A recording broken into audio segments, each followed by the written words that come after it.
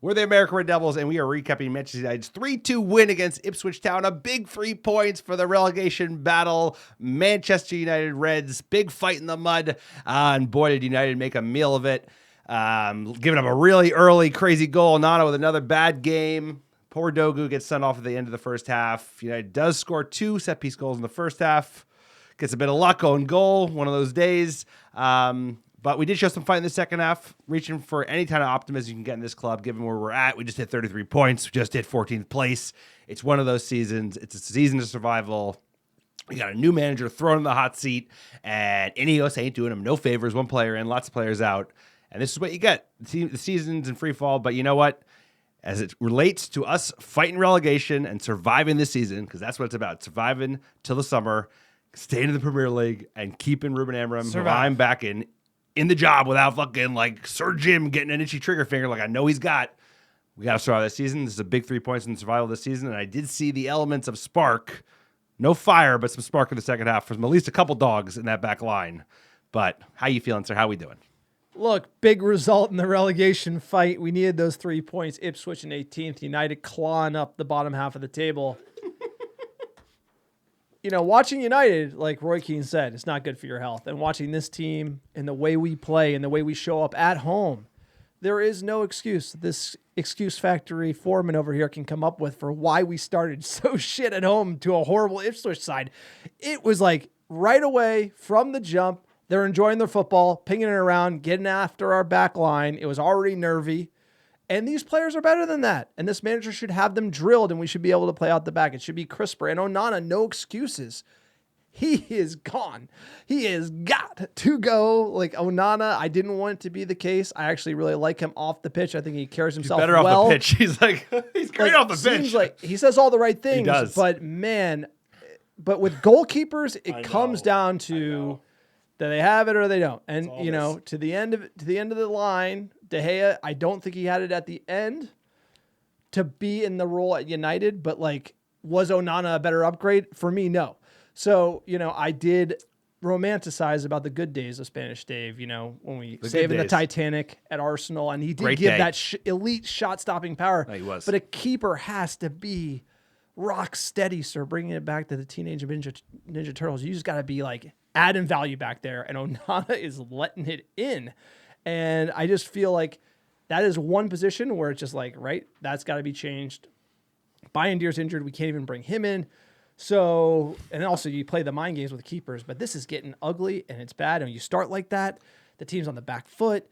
First half was a mess. Dorgu red card, the youngster, you hate to see that. 3 games out. So for me, this is a mess all around, including the Garnacho drama.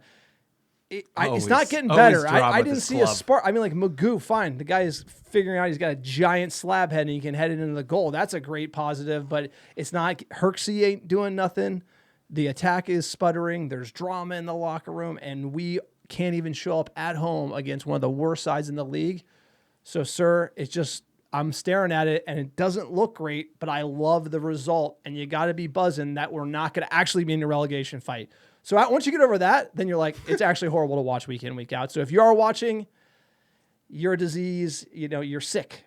We're sick mentally. We love this club so much that we will watch this every week, sir. We will watch this every week and enjoy a win when a win comes. Yeah, but it'd be nice to move down a league. Yeah, and of be course good. it would. Yeah, it would be nice better. to like move down a league so that you can actually win. Yes, okay, you know, like, but we're in hell, brother. We're in hell, bro. So like, get a lawn chair, put your legs up, glass of lemonade, get fucking used to the heat because we're in it. We got to just keep pushing and we got to survive this season. This is a big 3 points in the fight for that survival.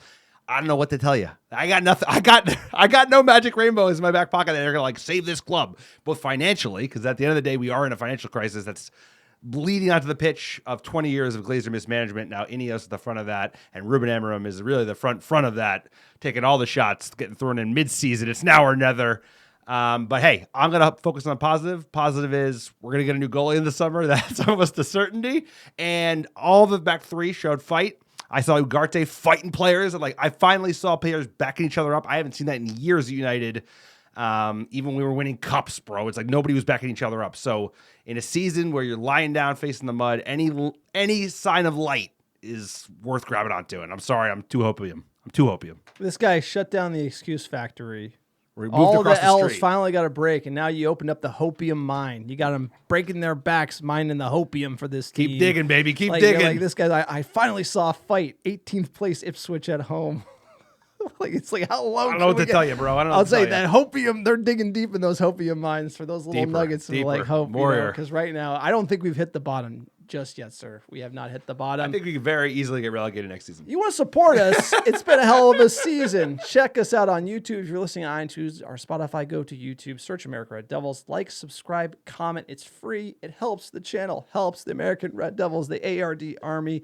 Get the word out there. Support the pod. Also support the podcast on Patreon. Go the extra mile. We have over 100 Patreon members. You get an extra special video podcast behind the scenes every single month. Tons of other benefits. Check it out. Join our Patreon page. Also, americanreddevils.store. Grab some merch. Everything you buy supports this small-time operation. And, man, we could use it. americanreddevils.com. Layoffs continue. You like that one? Alex blogging his heart out. Banton. Tell us about iTunes reviews. iTunes reviews and 5-star reviews of the American Devils. Wherever you listen, it's a great way to support the pod. It helps us get found organically by other top Muppets like yourself, and we're still giving away free merch. All you have to do is write a 5-star review on iTunes or Spotify and send a screenshot of the review to americanrevils@gmail.com with your mailing address, and I'll personally pick, pack, and ship some free ARD gear. The Hopium elves will take a break from busted out Hopium to ship out some ARD gear. We're shipping all around the world. Let's get into that game, sir. Big 3-point battle in the relegation fight.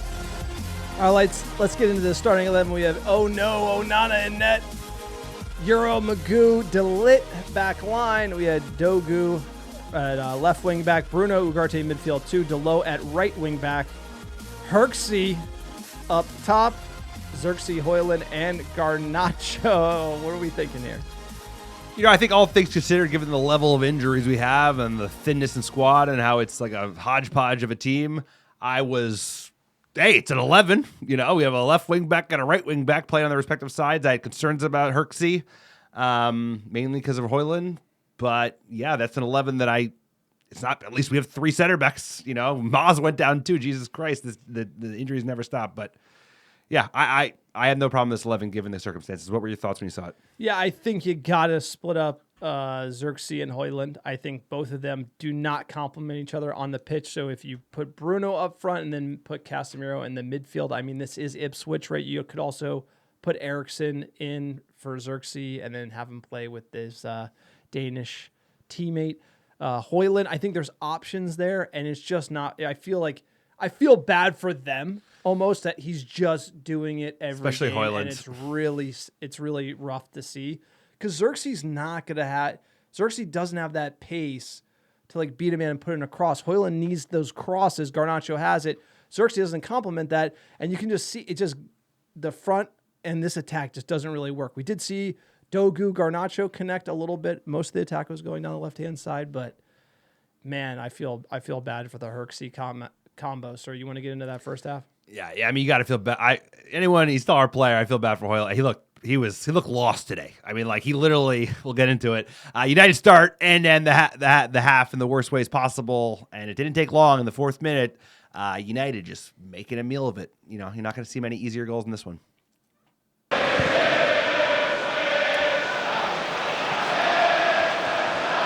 Jenny Villagin trying to put the pressure on, and surely this is going to be the opening goal. Easy as you like, a complete miscommunication at the back for Manchester United.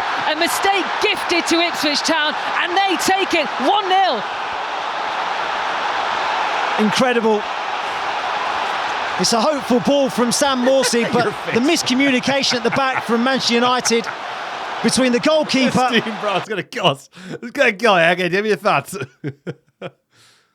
I mean, dude, sir, come on. You nailed it. You said Onana is off field. He's like calm as a cucumber. On the pitch, he's like, he is so jittery. He is so jittery. I like Onana. I was rooting for him. He's got to be replaced, and that's a bummer because we got a lot of players to replace. But I just think, like you said, goalkeeping is all mental. It really, and there's a physical component, of course, but like it's so lonely, it's so hard, the errors, and now he's just like, it's not working. You got to be a general, like Van der Sar, and calm, bro, like he's this, like directing like the center backs. Like, yeah, exactly. Onana's in no man's land. He's not telling Dorgu anything, and it's like, this should be his expertise. And if you're going to come and get it, just like you're in the outfield, sir, you got to let him know, hey, it's my ball. And it's like, that was such a weird situation. I feel like he almost makes it worse. And then also the way that he kind of like, I don't know. It just, for me, this is Onana's error, because if he didn't come out, he would have been able to get the ball played to him. If you're going to come out, then you have to claim it. You have to claim it, and Dorgu has to know you're going to claim it, and there could be no room for error here. Yeah, it's, Dorgu, a couple years in him in the EPL, probably puts his head up and like realize Onana's making a howl, but it's on Onana. He's the 28-year-old. Fucking Dogu's 20 and just joined Manchester United, so it's got to be better. Got to do better. We would get Maguire did have a nice opportunity from a corner in the 9th minute, and then the 22nd we would get the own goal, which we so desperately needed here. 1-1. Fernandes with delivery. It's a brilliant one, and Manchester United have got the equaliser. That's the response they needed. I think it might be an own goal. Yep, own goal. That we're just bouncing off the other. Bruno's bouncing off the other team and in. I mean, it's a great whip ball in. This is actually unbelievable. And I'm a pro Højlund guy. He is right in the position, and he either trips or ducks literally out of the way of the ball, and it hits the center back and goes in, and that should be his goal. But like, something is wrong with. He just needs to be benched and dropped. Great, good that we got a goal. Obviously, a bit of luck. It's a great ball in. But like, what the fuck's going on with Højlund? Because I know he's better than this. And like, you might not rate him, but he's better than this. Is he? He scored 10 goals in the EPL last season. He's scored 15 goals last year for United. I think he's better than this. Is he? You don't rate him, but I think I don't think he could start for Manchester United, clearly. But So I always, when we acquired him, I thought he was a third, should be number 3 on the list for strikers. Like, realistically, because he needs time to develop, and he does go missing in games. He does struggle holding the ball up, and that's kind of what the man. But like, and if there's nowhere to hide, you're not going to get better. No, you're not. In his defense, it's actually bad for the player. But he could be better, is what I'm trying to say. I don't doubt it. And I don't. But like, he's getting these shots. He's getting the opportunities. But we would get another one. DeLitt, center back's coming up, getting his goal here in the 26th minute. Exactly what we needed. On the corner delivery. Not quite cleared away yet. Chance is still there. And this time, DeLitt was there for the second goal for Manchester United. I mean, this is great. Corner opportunity created down the left-hand side with Garnacho and Dorgu. Team fights back, up 2-1. You're feeling good. As right as rain, sir, we're back in this one. Because I don't mind a goal. I know it's ugly. I know it's scrappy, but I like scrappy because it shows a little fucking fight. And we have seen so little fight from this side. DeLitt, you put him up front. He can finish better than half our strikers, both of our strikers. But good instinct, good goal, exactly what you need, and then exactly what you don't need.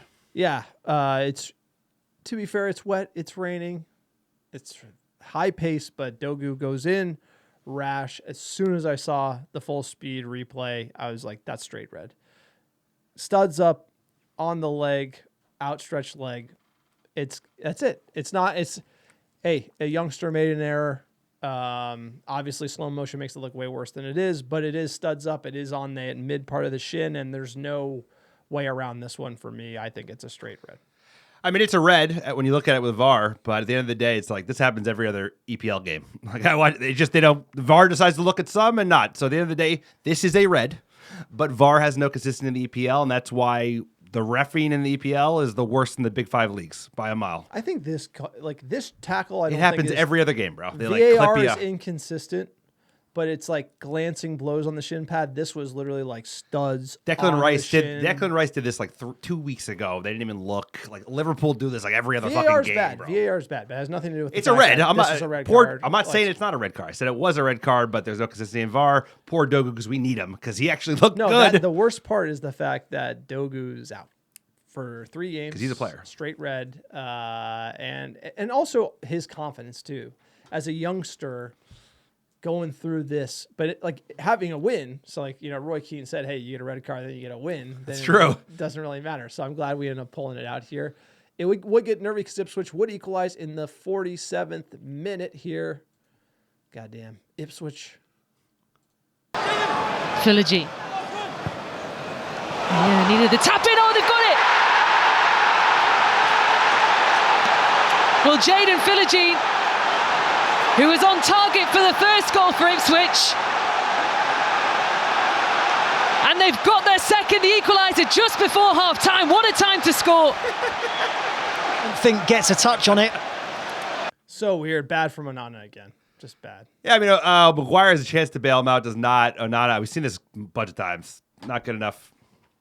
Onana, I mean, Maguire can get there and clear the ball and just for a corner, but doesn't. But his goalkeeper's not bailing him out these days. So there you go. 2-2. I thought that was it. I thought like there's no way we're fighting back in the second half. So that's why I'm a little optimistic and enjoying myself today, because I didn't expect the second half, and I think you'd be lying if you said you were. If you did, because like no, I don't think anyone thought we were fighting back and winning 3-2 in this game. No fucking way.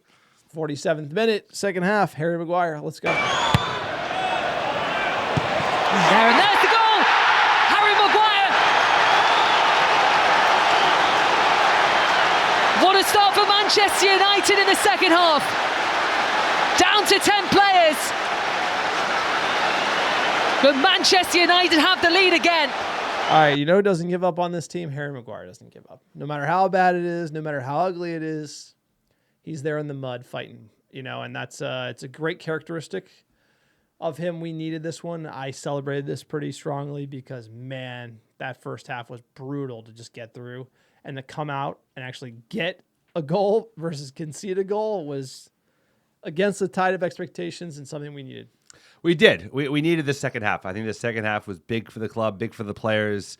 I think the two big players that stepped up in a major way are Maguire and Bruno. Just like the current captain, former captain. They had the best two games today, and they saved the day. So huge goal from Harry Maguire. We need more. He should have scored 10, 15 more goals his time at Manchester United. But now he's come along. I think it's 2 this season. So either way, we needed that goal. Love it.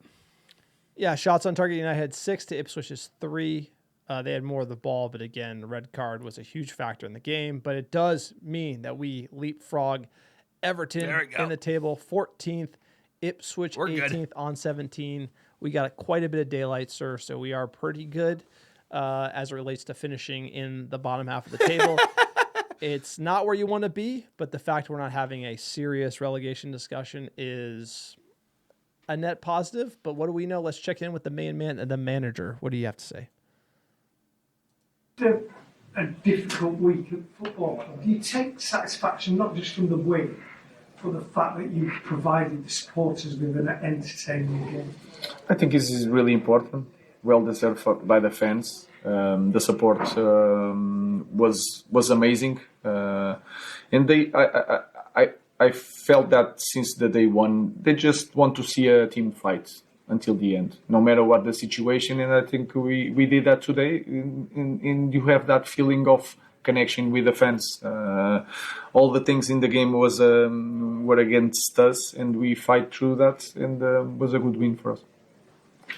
Congratulations on the win also.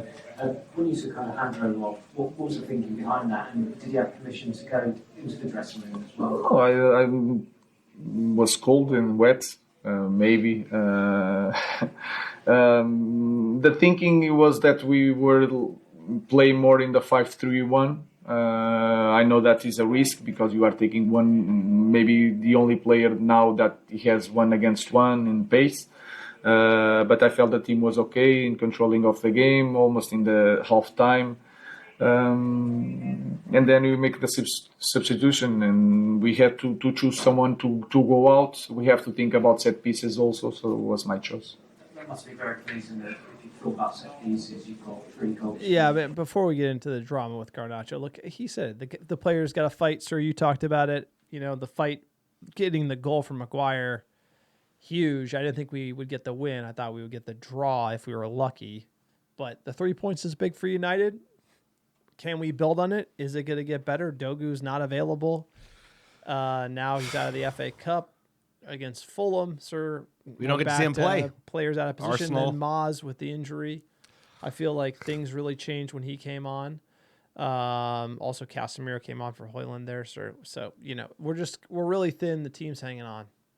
Team's hanging on. This is a big 3 points as it relates to a relegation fight and show and fight, because we haven't seen any fucking fight. At the end of the day, we haven't seen good football or fight. So the fact that we saw a little fight in the second half beyond the goal we got, that like boys pumping each other up when they were clearing into a corner, like that shit builds. And it's like, we need to build a foundation, and we are miles away. I know it, but like there are going to be some players that make it through this crop, and at the end of the day, it's like this shit builds brick by brick. Lenniero's 19 years old. Dorgu's 20. It's like, it's good for mentality. It's good for morale. We need this even in 14th, 15th place in the mud. I'll take it. Yeah, looking at the XG, United did outdo Ipswich here, 1.55 to 1.9. Moving to the back five actually helped United quite a bit. I think that shows how we don't cope with the way the manager wants to play so well, as we do look much more comfortable sitting in the low block. But getting into fan questions, let's see what the ARD fam thought about this game. Nana, he's a disastrous goalkeeper. This is from @UBosun, and he should be sold in the summer. He, of course, is not the only problem with this team. When players are presented with two options, one good, one bad, they always pick the bad one. Their decision-making is horrendous. I totally agree. That's well said. Saw like a few Delo passes to the other team. Like, Højlund and Xerxes, what are you doing? For me, this team, once again, is so far away from being able to put any certain stamp on it. We're here in Osimhen. That's like nothing. It's not happening. You watch Real Madrid play City, bro? Did you watch Real Madrid just like step on City's face? Like, that team is like light years ahead of us. Like, forget where we are in the EPL. Like, that team was good. They played with City like a toy, bro. They could have scored 10 goals. Here's the deal. We were there. I know. We were that team. Sold to the devil, and they've literally milked us dry. And that's it. That's it. You look at a Real Madrid, and there is no weak link in the starting 11, and there's just dogs on the bench. And they got a brand new, beautiful stadium. Many people just ready to go, and they're all just hitters. And then if anyone came to United, we'd ruin them all. At Yoni Boy, sirs, that red card killed our momentum. United turned it up again, and VAR had to get in the middle of it and mess it up. You guys called the lack of depth in the squad. Excited for the 3 points. I'll take it. Absolutely great positive take from Yoni. At Man United DYL, Onana is shit. Glad we held on. We needed those 3 points. And at Randy Scrandy L, might trigger Alex, but man, I sure do miss David De Gea. The only reason we can survive scenarios like this with 10 men is solely due to it being Ipswich, who are shit. Relegation 6-pointer. We are in the shit. Time to give up the Højlund project, by the way. For me, if you could, like, also all the goals we scored being set pieces, like, there's a reason Ipswich are getting relegated. Like with this game generally, like starting that poor and then being able to get back into it is because Ipswich getting relegated. Like the Harry Maguire header, the marking is just as bad as we defend set pieces. So it's good to do it against another team. But at the end of the day, it is nice to call out that it was a bad Ipswich side, and we were very bad. We're very bad. We started the day in 15th. We ended the day in 14th. It's a bad day, bad side. There are a lot of holes to fix. There's a lot of players to replace, a lot of bad recruitment that we need to dig our way out of. Hey, 3 points. I take De Gea. I wouldn't take De Gea. I take him. He was there are two decisions, brother. Two decisions. Well at Florence. He took a year off. Replacing him with Onana was not the right call. Okay, that's not what I said. De Gea, these are two independent decisions. We had to get rid of De Gea, and we replaced him with the wrong guy. He had to go, bro. The last 2 years, he was terrible, bro. He was so bad the last 2 years. Yes, but the problem is De Gea agreed to a lower contract. I'm not talking about the deal, bro. I'm talking about just on a meta basis. Like, we had to get rid of him that season. The reason why goaltending is so sensitive, and when you do the change wrong, it goes really bad, right? So there was a moment there when we had Romero, where I do think Romero was the guy who should, like, that was the time. He was so much better defending the box. So, yes. So there was a few times when we had two keepers and De Gea was challenged. And De Gea's shot stopping was so good that it covered up for other issues he had in his game. And as the game evolved over time, those issues were exposed. Like when we brought in Ten Hag and he's like, hey, I want to play out the back. That's not De Gea's game. So, but I do think the time to move off De Gea was probably with Romero, and then we didn't, and then the hard switch to Onana is what was wrong, because I'd rather have a lukewarm De Gea for another year and find the right guy, then do the hard switch, which I think affected the locker room a little bit, and go to the wrong guy. Because now you're just in a hole, and you got Bayern Deer, and he's probably not the guy. We already like kicked Dino out, who's like all right. I just feel like there's no good decision. Now you're in a bad keeper, chip and change. You're going to be Azpilicueta like Chelsea. Once you mess the transition up, it's hard to get back. I think all the recruitment pre-Ineos, other than like fucking Bruno Fernandes, you're going to take a big fat L at the end of the day. So it's like, you talk about the Ten Hag signings in the last window before he got sacked. Actually, those were Ineos signings. I actually rate most of those signings. You know, we didn't need Xerxes because we needed number 9, but I don't think he's a bad player. I don't think DeLitte's a bad player. I don't think fucking Lenny's a bad player, and neither do I think his Maz is a bad player. Onana was the wrong replacement. I still stand. I don't like how they did it, but getting rid of De Gea at the end of the season was the right decision. Because remember the West Ham game? Remember the FA Cup final? But Onana's worse. I don't disagree. They made the wrong decision, but they made 2 separate decisions. One was right, one was wrong. I think the way they rug pulled his contract wasn't right. I'm not talking about that. But they did. But they did do that. But that's also Ed Woodward. I'm going to say that the way. So, like, I'm going to say that he shouldn't have gotten the contract rug pulled. I don't disagree. And so there's 3 decisions then, and 2 of them were wrong. And then one, moving off of De Gea was right, but they handled it poorly. All I'm trying to say is that it's really sensitive when like he wasn't the most broken part of the team, and you could have used that $40 million for like another player in another position, and then kind of kick the goaltending transition down the line. We weren't going to like win the league. We weren't like one Onana away. And also, I like how Liverpool moved off Karius. Karius had 1 bad Champions League final, and they moved off him, and it was the right call. Like, I think with Onana, that last year, the Champions League was really the right call to just move off of him, you know? So. Then we would have moved off day after Sevilla game. Yeah, exactly. Which we did. Yeah, you probably have to. So it's like, but they did do Karius dirty, didn't they? And it was the right move. And I think, like, you got to be ruthless in this game of football. But look, that's it. That's the podcast. You like the American Reddevils, please check us out on YouTube. iTunes, if you're listening on iTunes and Spotify, go over to YouTube channel.